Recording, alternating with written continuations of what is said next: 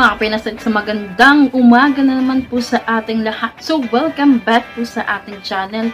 And for today's video, gagawa po tayo ng baked macaroni without baking. Yes. Pwede kaya yun? Yes, pwedeng-pwede mga kapinas. Kaya ito ang ituturo ko sa inyo ngayong araw, ang no-bake baked macaroni. Siguro nagtataka yung iba dyan sa inyo kung bakit naka-jacket pa ako and fedora hat while I'm doing this vlog. Kasi katatapos lang po natin mag-TikTok. And pwede nyo po akong i-follow sa aking TikTok account, TikTok ID, ayan po sa baba. And bago ang lahat mga kapinas, huwag nyo din pong kakalimutan mag-like sa ating video for today kung nagustuhan nyo po ang ating cooking tutorial.